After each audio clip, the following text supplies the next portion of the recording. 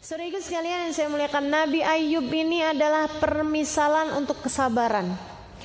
Ibadahnya luar biasa. Sebelum kejadian ini nih, Allah Subhanahu wa taala mengaruniakan Nabi Ayub ini orang dengan nasib yang luar biasa bagusnya. Nasib yang indah. Mukanya cakep, badannya sehat, kuat, punya istri beberapa orang, punya anak beberapa orang. Anaknya lucu-lucu, cakep-cakep, ganteng-ganteng, cantik-cantik. Istrinya juga begitu cantik-cantik. Kemudian lagi hartanya alhamdulillah melimpah ruah, kerja gak susah. Nabi Ayub ini punya harta, punya rumah, punya pasangan, punya anak, ditambah ibadah yang luar biasa. Allah banggain ibadahnya Nabi Ayub di antara para malaikat. Kata Allah, lihatin tuh hambaku Ayub, Masya Allah, ibadahnya luar biasa, penuh syukur kepadaku. Kata malaikat, iya ya Allah, Masya Allah. Kecuali si iblis protes. Ini kalau ada orang modelnya protesan, suudonan, ini kayak siapa nih? Kata iblis gini, iyalah. Ya iyalah ya Allah. Dia pasti aja ibadahnya hebat, ibadahnya bagus, kagak ada yang dipikirin. Semua mau dia punya, gitu ya. Ini yang suka janji-janji, ya Allah kalau saya udah kawin ya Allah, saya akan ibadah lebih rajin ya Allah. Jangan begitu ya. Sekarang keadaan kita yang sekarang, tuh dibenerin, dibagusin ibadahnya. Jangan tunda-tunda, nunggu-nunggu kalau begini dia akan begini gitu ya. Gak ada. Yang sekarang siapapun kita harus menjadi hamba Allah yang solehah. Nabi Ayub digituin tuh sama si iblis. Ya pasti.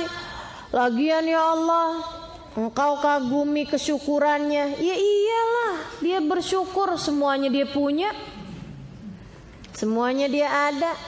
Lain urusan kalau dia jadi miskin. Allah mau tunjukin sama si iblis bahwa hambaku tidak terpengaruh dengan materi. Mudah-mudahan kita jadi kayak begitu.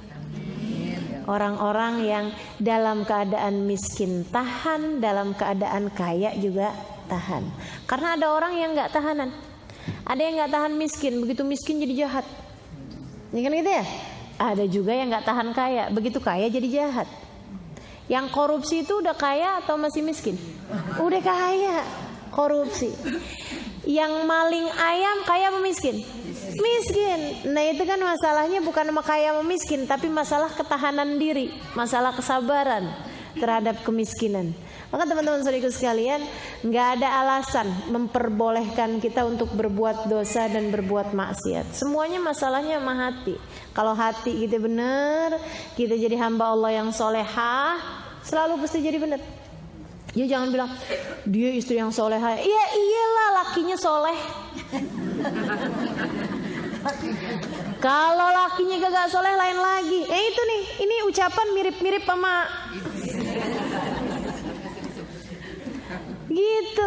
Teman-teman saudaraku sekalian, enggak masalah suaminya siapa, seorang perempuan yang solehah pasti akan solehah. Gitu. Masalahnya ada pada ketahanan diri, saudaraku sekalian. Mudah-mudahan Allah karuniakan itu. Pengendalian diri dari melakukan sesuatu dengan mengikuti hawa nafsu. Mudah-mudahan Allah muliakan kita dengan memiliki ketahanan diri tersebut, insyaallah. Amin ya rabbal alamin. Allah mau tunjukin bahwa hambanya nih Ayub nih bukan model seperti yang difitnahkan oleh iblis tadi nih. Katanya Allah, yuk kita lihat. Ibu-ibu, teman-teman, saudaraku sekalian yang saya muliakan, hartanya Nabi Ayub dihancurkan Allah Subhanahu wa taala hanya dalam beberapa waktu aja. Yang satu kebakaran, yang satu kebanjiran, yang satu kebangkrutan, yang satu wah pokoknya deh habis set. Hanya dalam waktu beberapa hari aja Ayub yang asalnya adalah seorang laki-laki mapan, seorang laki-laki kaya, kemudian menjadi seorang laki-laki yang miskin papa. Miskin. Allah tuh mau bikin ngebalikinnya gampang bener, gitu ya. Allah balikin keadaan orang gampang bener loh ibu-ibu. Nggak lihat bosnya travel apa gitu, dari kaya ke miskin kan gampang bener ya. Ya Allah, mudah-mudahan Allah selamatkan kita semuanya, amin. Dibalikin sama Allah SWT keadaannya, set dari kaya ke miskin. Nah, semudah membalik telapak tangan bagi kita di sisi Allah SWT. Makanya yang jadi kaya jangan ngandelin kekayaan. Yang miskin jangan suka bilang kalau aja saya kaya saya akan. Nah, jangan begitu. Dah, siapapun kita berusaha untuk menjadi baik insya Allah. Amin. Sedikit sekalian, akhirnya kemudian Nabi Ayub dibikin miskin. Ketika dalam keadaan miskin tersebut, nggak ada yang berkurang dari ibadahnya Nabi Ayub, nggak ada yang berkurang dari senyumnya Nabi Ayub, nggak ada yang berkurang dari syukurnya Nabi Ayub. Allah kemudian nanya sama iblis, gimana iblis? Kenapa dia ya Allah ya? Tunggu ya Rob, disamperin sama iblis. Lagi Nabi Ayub sholat, ibadah, samperin sama iblis. Yub, kamu kenapa masih sholat juga Yub? Ma Allah udah dibangkrutin, udah dihabisin, udah dimiskinin. Apa katanya Nabi Ayub alaihissalam? Harta semuanya miliknya Allah, semuanya kembali kepada Allah. Aku jadi kaya alhamdulillah, bisa sedekah, bisa berbuat baik. Aku jadi miskin alhamdulillah, hisabnya gak kepanjangan ntar di akhirat. Nah, enak ya. Orang kalau solehah tuh enak, mikirnya kayak begitu. Mikirnya kayak begitu. Kalau orang gak soleh, waduh ruwet nih. Dikasih kaya salah, dikasih miskin segala. Teman-teman sekalian, akhirnya kemudian dia bilang, apapun keadaan saya, lakal hamd ala dzalik. Makasih ya Allah atas seindah-indah keadaan yang kau karuniakan. Jadi dikasih miskin masih menganggapnya sebagai seindah-indah keadaan yang kau karuniakan.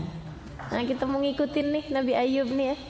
Dikasih apa aja, alhamdulillah. Dompet hilang, alhamdulillah.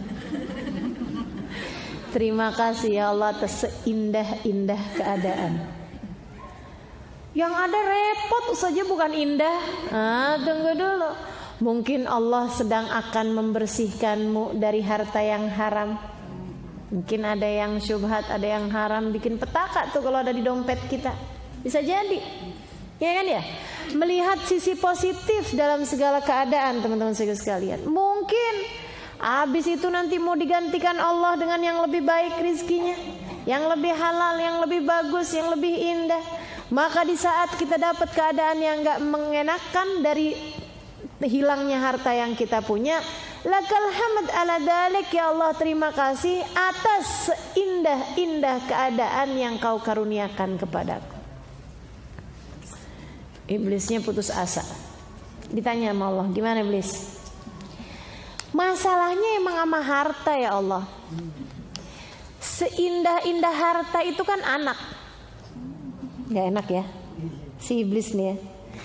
Kita masih ngelihat dia emang baik-baik aja karena musibahnya tuh mah harta, bukan sama orang. Kalau orang tuh kan lain masalahnya, sayangnya masuk ke hati. Kalau harta buat orang-orang kekasihnya Allah itu cuman adanya di tangan, nggak nyampe ke hati. Itu para ulama salah satu doa mereka, Allahumma ij'alid dunya fi aidina wa la taj'alha fi qulubina. Ya Allah, jadikanlah dunia cukup di tangan kami aja, jangan kau masukkan dunia di dalam hati kami. Gitu. Kalau dunia nggak masuk di hati, nggak sampai bikin sakit hati. Gitu ya.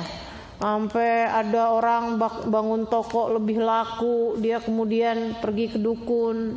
Ini yang begini-begini dunianya masuk sampai ke hati.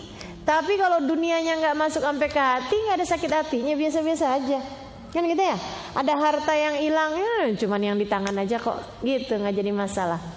Teman-teman saya sekalian, akhirnya kemudian katanya Allah, coba kita lihat, dikasih wabah, dikasih penyakit menular di antara keluarganya Nabi Ayub.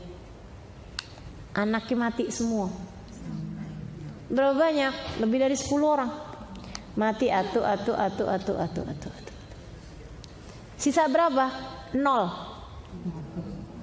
Kebayang gak sih? Allah tuh kalau mau ngasih ujian kepada hambanya. Kenapa kok nabi-nabi ini kalau saya perhatikan kalau dikasih ujian ekstrim, iya kan? Kenapa? Buat ngasih pelajaran. Wa dzikra lil abidin, kata Allah gitu. Buat ngasih peringatan kepada hamba-hambanya yang ahli ibadah. Jadi kita kalau kemudian ada dikasih ujian, kita bilang, ya Allah, yang disisain sama Allah masih jauh lebih banyak daripada yang dia ambil. Kita kalau kehilangan dompet, alhamdulillah dompet doang yang hilang. Rumah masih ada, ya kan gitu ya? Yang lain-lain masih ada. Selalu kita kalau dikasih ujian sama Allah, yang diambil sama yang disisain masih banyakan yang disisain. Coba perhatiin. Makanya katanya Sayyidina Umar bin Khattab, kamu kalau dikasih ujian dunia harus ingat bahwa yang disisakan oleh Allah SWT